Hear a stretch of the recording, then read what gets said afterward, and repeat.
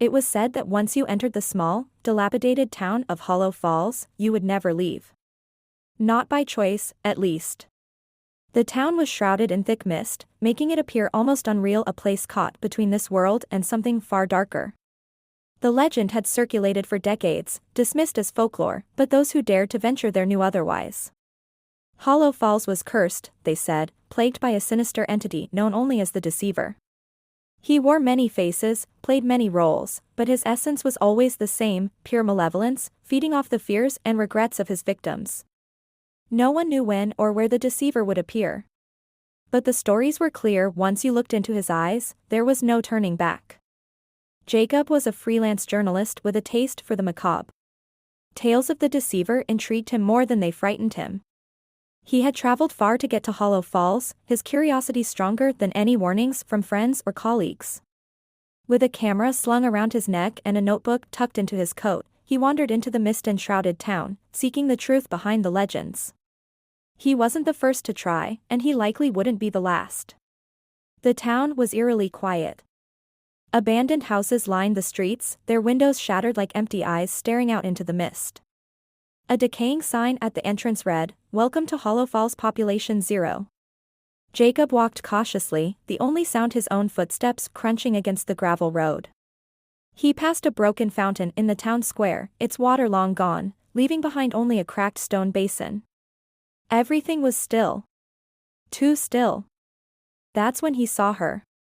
A woman, standing in the center of the square, her back turned to him. She wore a white dress that seemed out of place, clean and unmarred by the dirt and grime that covered everything else. Slowly, she turned to face him, revealing eyes that were a hollow, empty black. "Are you lost?" she asked, her voice soft and inviting, like a lullaby sung in a forgotten language. "I'm looking for the Deceiver," Jacob said, his voice steady. "I want to know the truth." The woman smiled, but it was not a smile of warmth or welcome. It was something else entirely. "The Deceiver wears many masks. He shows himself only to those who deserve it." "Who are you?" he asked, feeling a chill run down his spine. "I am just one of his many faces," she whispered, and then, without warning, she vanished. Jacob's heart raced as he stood alone in the square. The mist seemed to close in around him, and a voice low, dark, and mocking echoed in the air. "Welcome to my world, Jacob. Let the games begin." Over the next few hours, Jacob wandered through Hollow Falls, but nothing felt right. The town seemed to shift and warp around him, familiar streets leading to unfamiliar places. He would pass the same house twice, or so he thought, only to realize it was slightly different each time: different curtains, different door color, different shadows. The Deceiver was playing with him, changing the landscape at will. It wasn't long before Jacob realized he was being watched. From windows, from alleys, from darkened corners, eyes followed his every move. But when he turned to confront them, there was no one there. Panic began to claw at his mind. He couldn't find his way out of the town. Every road led back to the center, where the broken fountain loomed like a sentinel of his despair. It was as if Hollow Falls had become a labyrinth, its twisting streets and crumbling buildings shifting to keep him trapped. And then, the voices started. They whispered from the mist, calling his name, urging him to give in, to surrender. Shadows stretched and twisted around him, forming grotesque shapes that danced in the periphery of his vision. He tried to fight the growing terror, tried to remind himself that he was here to uncover the truth. But what truth? What could he possibly uncover when reality itself was falling apart? Hours or maybe days later, Jacob found himself back at the square. The woman in the white dress was there again, but this time she wasn't alone. A group of people stood around her, their faces familiar and yet impossibly wrong. Jacob froze as he recognized them. They were people he had known, friends, family, mentors, each one a twisted mockery of the person he remembered.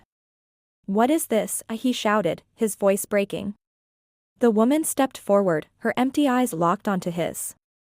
"These are the faces you've forgotten, the ones you've betrayed, the people you've let down." "No, that's not true." Jacob backed away, shaking his head.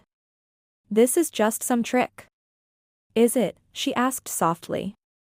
"Or is it the truth you've been running from?" And then the Deceiver stepped forward. He looked like a man, but there was something fundamentally wrong about him. His features shifted and morphed, blurring in and out of focus. His eyes, like the woman's, were a void black and endless, swallowing the light around them. "You wanted to find me, Jacob," the deceiver said, his voice echoing with 1,000 others. "But the truth is, I've always been with you. I am your regrets, your fears, your lies. Every time you deceived yourself, every time you betrayed those you loved. I was there." Jacob's knees buckled, the weight of the words crushing him. Memories flashed through his mind, times when he'd lied, when he'd abandoned people who needed him, when he'd chosen selfishness over compassion. Each one was a knife, twisting deeper into his soul. "You can't escape yourself, Jacob," the deceiver whispered, leaning closer. "You can't escape me." When the authorities found Jacob weeks later, he was wandering the woods miles outside of where Hollow Falls should have been. The town didn't exist on any map, and locals claimed it had been abandoned and forgotten for over a century.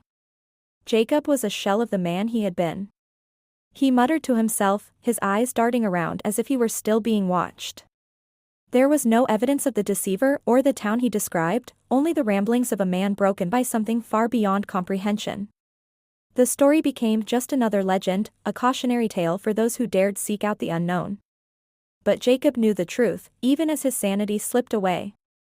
Hollow Falls was real. The deceiver was real. And he was still out there, waiting for the next soul to wander too close, to look too deeply into the darkness. Waiting for the next person to deceive.